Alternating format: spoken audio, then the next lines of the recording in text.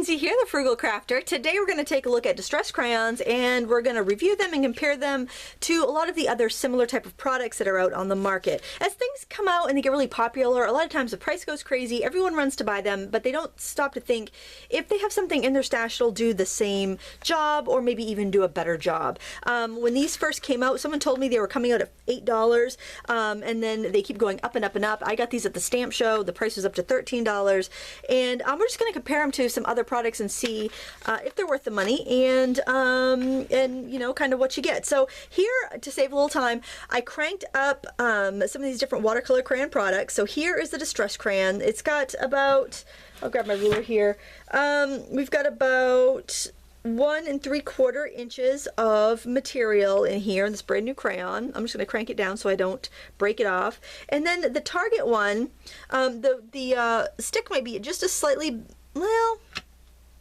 it's about the same size. Might be a slightly bit smaller. It's only about 1.5 inches of material, but these are $3.50 for 8, and these are between $11 and $13 for 6, depending on where you buy them. So I just wanted to show you kind of how much material's in these. And then if you look over here, this is the Recollections watercolor crayon, and it has a shimmer in it. And I think these retail for about $24 or $20. My friend Miriam picked these up for me on clearance. They were like $7.50, so you might score a deal. I don't think they're discontinuing them though. I think they're going to be a product. But then I found these. Actually, I found these back in I think it was back in January at my local bookstore. They seem to be identical packaging, identical size, but they're only $10, and these were at Bull Moose Bookstore. But I've seen them at other arts and crafts stores in the kids department. I think I saw this at the same set at Menninger's in Denver for $10. So so these have a lot of pigment in them. It's about 1/2 inch wide almost, and you've got a good 3 inches of or 2.5, 2 3/4. Of pigment there, so you get a lot in these sticks. But I'm telling you, the $10 bookstore ones and the $24 Recollections ones look awfully similar. Then over here we have the Gelato. This has this is a new one. This one is just a little over 1.5 inches, and it's about 1/2 inch wide, kind of like the Recollections. I'm going to turn that down too. These are very soft. You don't want to like crank them out and leave them because chances are they're going to break off. And like a lipstick, if you ever had a lipstick break in the tube, then it's just never the same again. And then we've got these non-encased versions. I've got a Caran watercolor crayon. These are my favorite. They're kind of different than these plastic encased ones. They're less oily and slick. They're more chalky and waxy. And also the Lyra, which is a little bit fatter but a little bit shorter. I would say they're probably about the same amount of pigment in either one of them. The Caran is more expensive than the Lyra, but basically they're both very comparable. The Caran is a little bit higher quality, I think.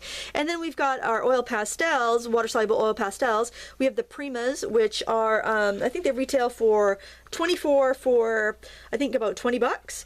And I think Hallmark Scrapbook has them for $16, so I'll put a link down there. I think they carry most of these products.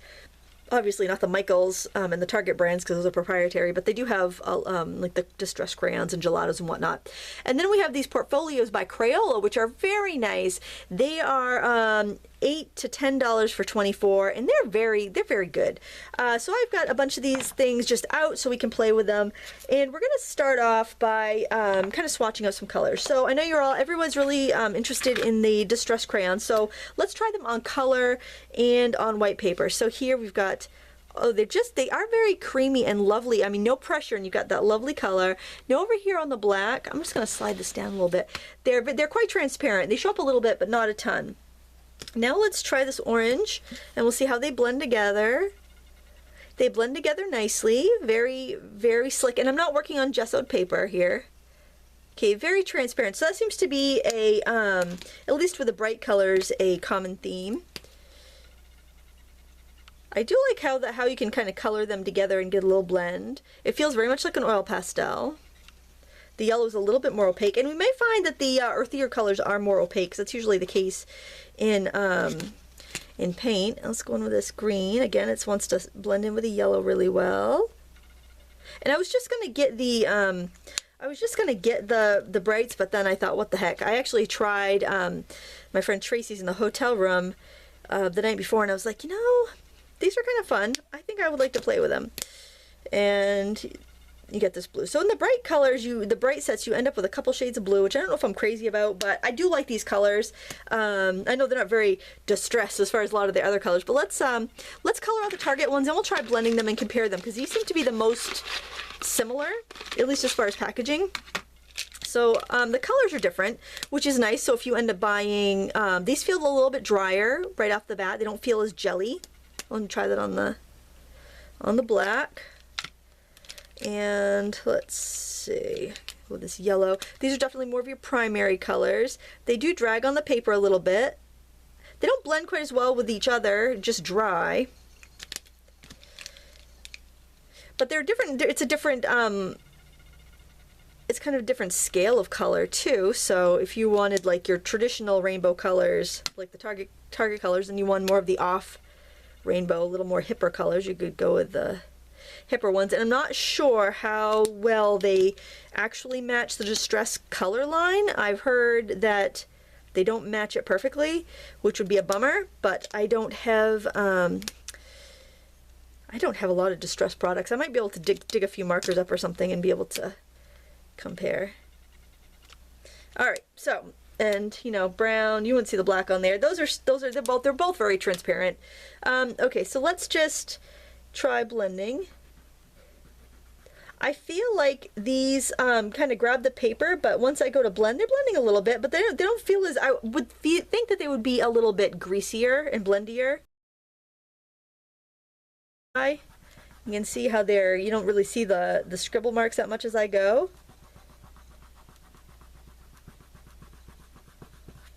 So that's kind of interesting. And then, I mean, you really can't see it on the black anyway. So, and this is just drawing paper. It's nothing fancy. Now let's try some of these Recollections here. I'm not going to do them all because that would be pretty time consuming. Oh, so these are really slick too, and they're very opaque on the paper, which is nice. And let's just do a couple colors here. We'll do orange, again, very opaque. So if you wanted to do something on black or colored paper, like maybe you wanted to emboss maybe you just wanted to emboss like a piece of black cardstock with like gears and then go over it with some color, I think that would be an excellent idea. That would look really cool. These actually feel very much like gelatos to me, and gelatos are fairly opaque, so why don't I'll grab the other ones like this, and then I'll grab gelatos, because I think those are going to be very similar. I don't think any of them are exactly like any other ones, but there's so much overlap in technique that, like, these are actually, those look very similar. I feel like the Recollections one might be a little bit creamier, but it could just be due to the oldness of supplies. And nah, they're about the same thing. And they're shiny. That's fun. The colors are different. That's what I really liked about the Recollections and these bookstore ones, is that the color theme is a little bit different. So let's just oh yeah, these are super creamy. They blend like lipstick. Look at that. They just extra blendy. This would be really great to use with embossing folders. Now let's just try the gelatos, because I really feel like the gelatos are more like the Recollections and these bookstore ones. So we'll grab a few of these. My gelatos are feeling a little dry. I think they kind of dry out after a while. I think though, if yours get really dry and it seems like they're not the same. Oh, let's do a couple over here on the black too. Yeah, these are definitely opaque. Let's do this blue here that looks like, yeah, see that's opaque. See, you could definitely go on a dark with the gelatos. Let's just try blending that out with our fingers here. Oh yeah, those blend really well, even if they are a little drier. And most of these products will sink into your paper and dry on absorption here. Yeah, they blend on the dark. The more you blend them though on the dark, the more they're going to become transparent. If you use water on them on the dark, they're going to kind of disappear a little bit too. Okay, so we've kind of looked at all the plastic encased ones, and I will add water. We just haven't got that far. Now I want to look at the oil pastels. When I got these Prima ones, I was actually very impressed. I find them to be very pigmented and just lovely to work with. They are, and like, they do feel like the Portfolio oil pastels. They do seem to be a little bit more opaque. Let me grab some colors that would be more opaque, like this blue here, just so you can see on the black construction paper there. But I really like these. But I also really like the portfolios, and you really can't, see, that's the portfolio, you really can't beat the price of the portfolios. That's more of a purple, but I'm just getting a few colors down there just so we can kind of get an idea. So your Target and your Tim Holtz ones are transparent, so keep that, file that in your brain pan somewhere. And this is the portfolios here, and these are the Primas. And you can actually ink up stamps with the Primas, which I didn't think you'd be able to, but you can. And they stamp out pretty well. Okay, so we have though, do we have everything down? No, we don't have the Caran. I will do a few colors of Caran. Now these are definitely drier, they're more waxy, they're more opaque, they're more pigmented, they are definitely an artist product, whereas probably the other ones would fall more under a craft product. And I'm not saying that makes them bad, I'm just saying like these, as far as light fast and price, they're going to run you more expensive. And they're also very opaque, and I like to use them on colored mat board. You can see right there, they're quite an opaque product. They're not really going to smudge with your fingers. See that? They stay put. They don't smudge with your fingers. I'll show you the Lyras too. I hope this is not overwhelming, but I'm just trying to compare everything that everybody asked me to compare. So if you need to take a break, you need to pause, or you know, write something down, I do not blame you one bit. And the Lyras have very much the same feel, same opacity. We did a class in Springfield and we used the Lyras and the oil pastels and the Caran, and you know, for the techniques we were doing, they were all just fine for that. Okay, and I think probably the Lyras are a little less pigmented than the Caran, but they're not going to move with your fingers. You'll rub your fingers raw trying to move those. Alright, so let's grab a paintbrush. Oh, look, this I'm not a really big fan of using a round brush with my oil pastels and whatnot, but this actually comes with a Target one. So you can see here how that dilutes. This is the Lyra Watercolor crayon. It just dilutes really nice. There's a lot of pigment. You can go for quite a while. I am going to switch to a different brush though, because that's aggravating. I just went with a little filbert. Flat would be really good too, but you could see really liquefies nicely. There's a lot of pigment there. Again, you want to rinse your brush between colors. You're going to end up with some mud. And I generally will do maybe my lower layers with water and then kind of build up after it dries. I do notice if you add water onto a dark surface, as it breaks down the pigment, it's going to make it more transparent. So I try to kind of not use very much water if I'm using it on a dark color, so I can build up the opacity. So those are two like the artist's watercolor crayons, and I feel like I ought to just make a little note there. Let me just write Lyra, Caran, and here we are at Portfolio and Prima. Now the Prima also spreads really good with water, has a lot of pigmentation. It's like it's meant to move with the water, even though it's an oil pastel. It's a water-soluble oil pastel, and as does the Portfolio. Now the Portfolio is $8 versus $20 for a pack of 24, and there's less pigment. So I mean, it's priced right for what it is, I think. So these are Gelatos up here, and these are the bookstore ones, and these are the Recollections. These are Target, and these are Tim Holtz. Before we forget. Before I say something wrong and somebody emails me. Okay, so the bookstore ones dissolve really well. I don't know if I would. I think I'd probably kind of use them full strength on dark paper personally, but that's nice to know. They do dissolve, as do the Recollections. You know, you can see not a lot of water. I wouldn't use too much water with any of these, honestly. The Target ones, they dissolve up really nicely. I have to be careful about mud because I got a lot of colors really close together there.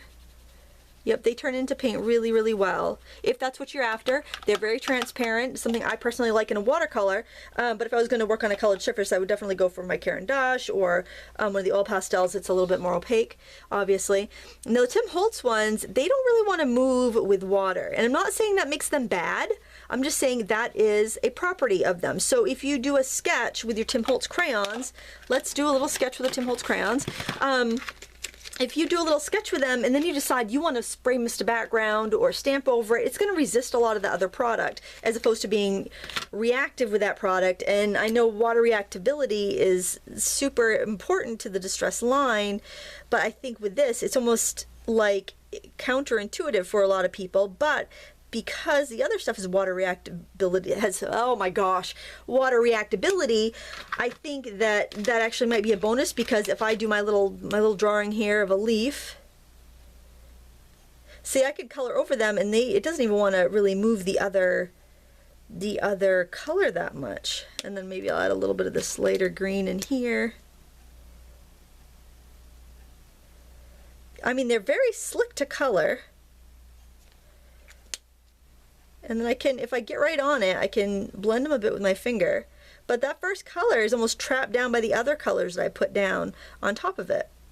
So it kind of, somebody told me that Crayola makes something called a slick stick, which is like a kid's product, but I couldn't get my hands on any before I did the review. And I'm wondering if that might be a very similar product. This is not what I would really call, they're called Distress crayons. I guess I don't call them watercolor crayons because they're not really what I would call a watercolor crayon, because they are so non-water reactive. So I think if you get these, keep that in mind and use that to their advantage. Color something with this or do a pattern with this and then add your inks over it and let it resist, I think would be what I would do. I really don't feel, and I remember hearing them say they're a completely different product, and I'm like, yeah, right, they're just gelatos in a different package. They are really different. I think if you don't have very much for supplies, I don't think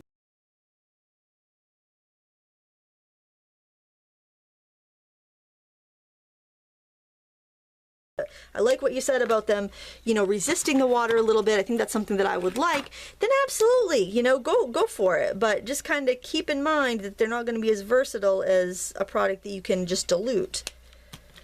Well, something I did find interesting though, I can use these with like the Target ones. So if I decide that I want to use some of this purple, because I didn't have the color purple I want, it's just nice and dark, I can use that in here. And I'm mostly going to just demo these because I already know how my other products work. I've done a lot of different reviews and demos on these other products. One thing I want to try is the white in the Tim Holtz thing though, because this stuff is so transparent that I'm wondering if the white might do something magical. So they're putting a couple shades of color in here.